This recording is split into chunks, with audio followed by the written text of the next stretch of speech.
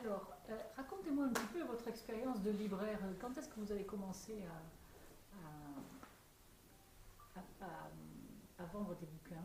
On a commencé à vendre des bouquins en 1980, c'était des livres d'acupuncture.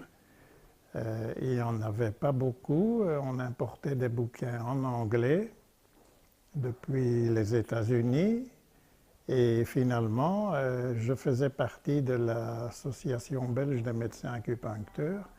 J'ai commencé à traduire, on a commencé à traduire les bouquins anglais en français. Donc, votre formation, c'est médecin. Oui, acupuncteur. Mais qu'est-ce qui vous a poussé vers le... Pourquoi libraire alors que vous étiez médecin? Ma femme était libraire, moi j'étais simplement un médecin acupuncteur, conjoint du libraire. Et finalement, on s'est tourné vers l'édition, puisqu'on avait traduit les bouquins, on a commencé à les éditer, puisqu'on ne trouvait pas d'éditeur pour ces traductions de bouquins américains. Ça a duré pendant une dizaine d'années, et puis dans les années 90, pas mal d'acupuncteurs ont commencé à pratiquer de l'hypnose. Et c'est comme ça que ceux qui traduisaient nos bouquins américains en français et qui se sont mis à l'hypnose nous ont proposé d'éditer leurs traductions. À cette époque-là, en 1995, éditer des bouquins d'hypnose, c'était plutôt mal vu dans le groupe des éditeurs. Et il fallait quand même avoir un certain culot pour faire ça. Mais comme on avait déjà l'habitude avec les bouquins d'acupuncture, on a commencé par 2 bouquins qui sont toujours en vente d'ailleurs, après 22 ans et 4 ou 5 rééditions. Et voilà, finalement on a commencé avec 2, 4, 8, 10 bouquins. Et aujourd'hui nous avons un catalogue de 120 titres en hypnose et de 25 titres en acupuncture. Alors, racontez-moi un petit peu votre expérience de libraire. Quand est-ce que vous avez commencé à vendre des bouquins? On a commencé à vendre des bouquins en 1980, c'était des livres d'acupuncture. Il n'y en avait pas beaucoup, on importait des bouquins en anglais depuis les États-Unis.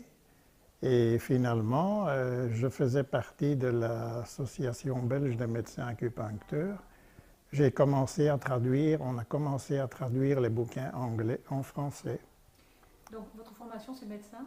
Oui, acupuncteur. Mais qu'est-ce qui vous a poussé vers le... Pourquoi libraire alors que vous étiez médecin? Ma femme était libraire, moi j'étais simplement un médecin acupuncteur, conjoint du libraire.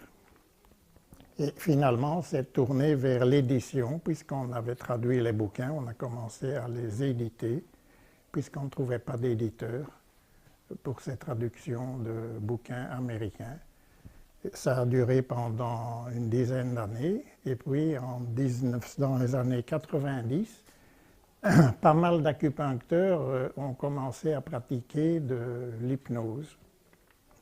Et c'est comme ça que ceux qui traduisaient nos bouquins américains en français et qui se sont mis à l'hypnose nous ont proposé d'éditer leurs traductions.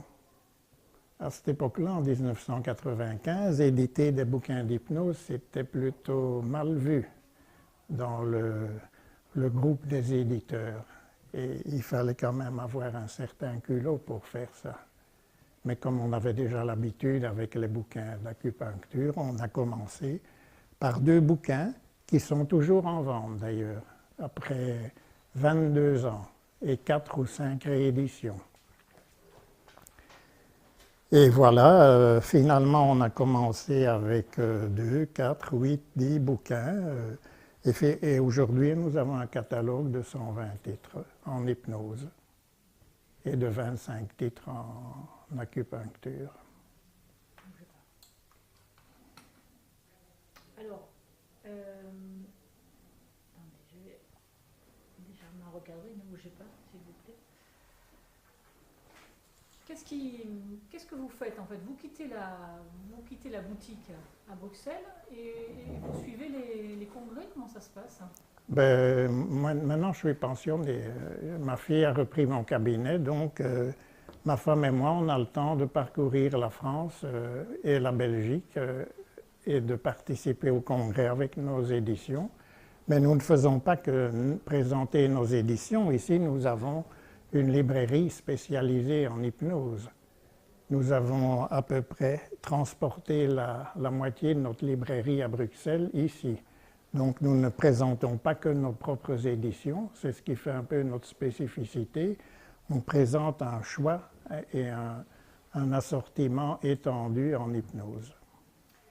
C'est un moyen de vous faire connaître des praticiens ou tous les praticiens vous connaissent déjà? Expliquez-moi un petit peu. Je croyais que tous les praticiens nous connaissaient, mais nous sommes à Bruxelles et nous rencontrons encore parfois des hypnothérapeutes bruxellois qui ne connaissent pas notre existence. Qu'est-ce que vous proposez comme autre édition, enfin autre sujet à part l'hypnose?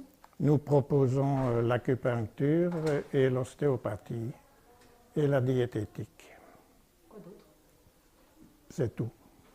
Alors comment vous recrutez de nouveaux sujets? C'est des éditeurs, des auteurs qui viennent chez vous ou c'est vous qui cherchez constamment des nouveautés? Nous avons une équipe de traducteurs qui est composée de thérapeutes bilingues, anglais-français, et ce sont essentiellement eux qui nous donnent des tuyaux, si je puis dire, des tuyaux de traduction.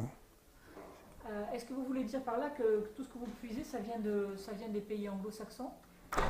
Ça vient des pays anglo-saxons et d'Angleterre, oui, des États-Unis et d'Angleterre. Bon, ce qui voudrait dire qu'ils sont plus en avance que nous pour traiter ces sujets? Pour l'acupuncture, certainement. Pour l'hypnose, Milton Erickson étant américain, je pense qu'ils avaient quand même une longueur d'avance. Pour l'acupuncture aussi?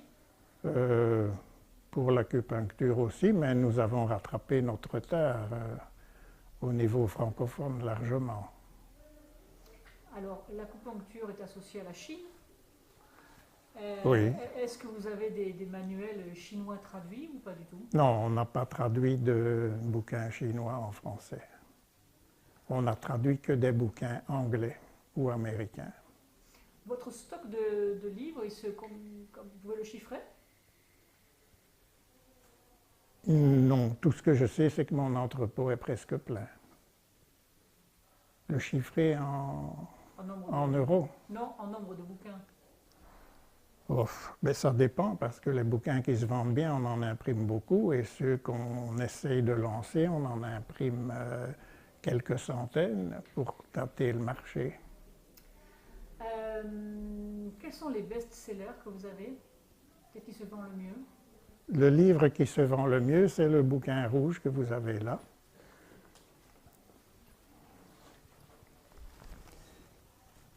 Et pour le moment, c'est celui-ci, c'est le dernier que nous avons sorti. Montrez-les-nous, s'il vous plaît. Voici. Mettez-les devant vous.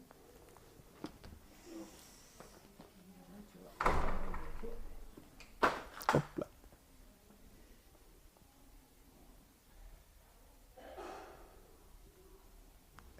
Passe le bouquin de Julien. Hein? Ah d'accord. D'accord, je les regarde après alors, d'accord. Est-ce que vous travaillez un petit peu à... Est-ce que vous travaillez par Internet aussi? Oui, oui, oui. Expliquez-moi, vous avez un site? On a un site Internet et on envoie environ 40 ou 50 colis par semaine. Alors, parlez-moi d'un bouquin en particulier, oui? Oh ben ceci, ça c'est un bouquin que nous n'avons pas édité, mais parmi ceux qu'on n'a pas édités, et ici à Biarritz, c'est un des best-sellers qui se vend le mieux. De quoi ça traite? Racontez-moi un peu. Ça traite de 10 stratégies concrètes en thérapie brève, puisque vous n'avez pas que l'hypnose, en fait vous avez les thérapies brèves qui sont quand même une sorte d'hypnose conversationnelle qu'il n'est pas nécessaire de mettre les gens en transe. est-ce que vous discutez beaucoup avec les intervenants dans les congrès? Ils vous demandent des conseils? Comment ça se passe, hein? Moi, je ne suis pas thérapeute en hypnose. Je ne suis ici que comme éditeur de bouquins. Donc, j'essaie de, quand on me soumet un manuscrit, j'essaie de voir d'abord s'il y a une demande, s'il y a beaucoup d'autres livres qui ont été édités sur le sujet. Et vous savez, quand on édite un bouquin, c'est toujours un coup de poker. On croit parfois que ça va marcher et ça peut être un bide, comme on dit. Inversement, vous en éditez un et vous croyez qu'il ne marchera pas et c'est un succès. C'est difficile de prévoir.